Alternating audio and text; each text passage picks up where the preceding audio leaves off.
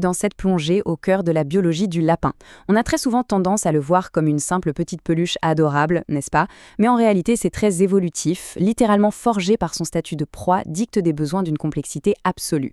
On ne parle pas du tout d'un petit animal de compagnie ordinaire ici, c'est une créature à l'anatomie ultra spécialisée qui demande des protocoles de soins quotidiens et médicaux extrêmement pointus. Alors voici la feuille de route. On va d'abord explorer sa biologie et son anatomie. Puis, on parlera de son squelette si particulier et de la façon de le manipuler. Ensuite, on passera au système digestif, au comportement et à l'habitat, pour enfin terminer par la partie soins cliniques.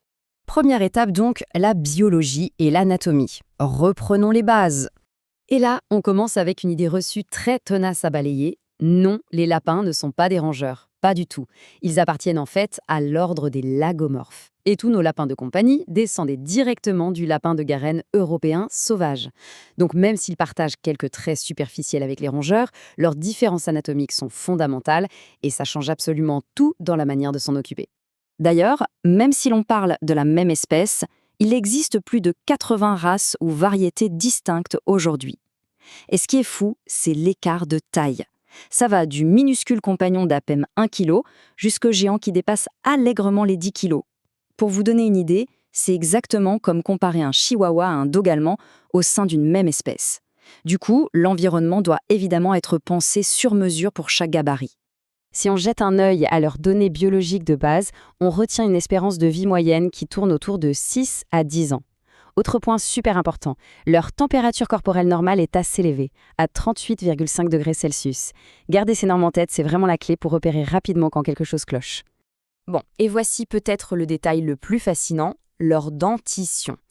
Contrairement aux rongeurs, les lapins cachent une deuxième petite paire d'incisives qu'on appelle les dents de cheville, juste derrière leurs incisives supérieures principales. Et surtout, attention, leurs dents n'ont pas de vraies racines et poussent en continu toute leur vie. On parle d'une pousse qui peut atteindre 3 mm chaque semaine. 3 mm. Sans une usure quotidienne correcte par l'alimentation, c'est le désastre dentaire assuré. Allez, on passe à la section 2, le squelette et la manipulation. Vous allez voir à quel point cette anatomie spécialisée crée une fragilité physique extrême.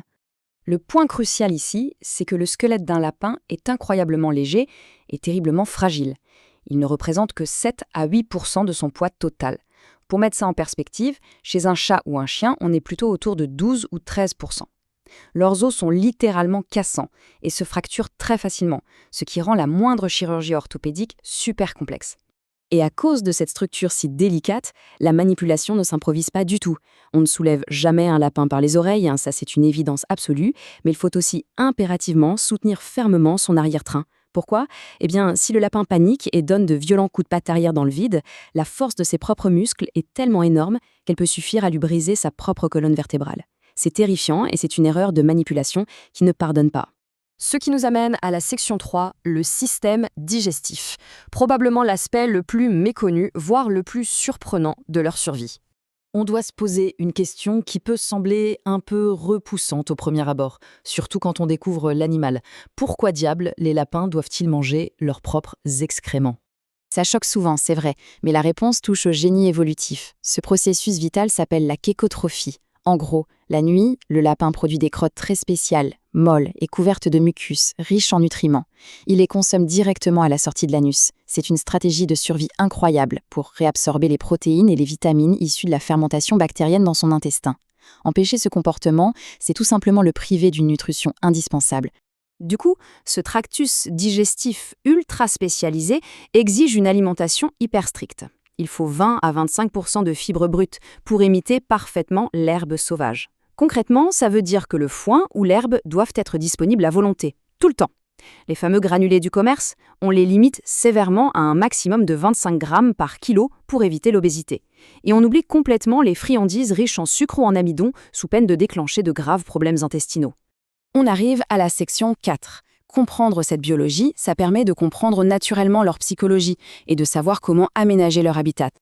N'oublions jamais que ce sont des proies. Dans la nature, montrer qu'on a mal, c'est attirer l'attention des prédateurs. Donc ils cachent activement les signes de douleur et de peur. Pour la communication, ils se fient énormément au profil olfactif.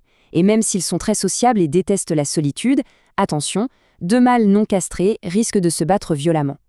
Côté logement, la règle est stricte. Un clapier doit au minimum permettre au lapin de se dresser complètement sur ses pattes arrière et d'avoir assez de place pour faire au moins 3 bonds consécutifs.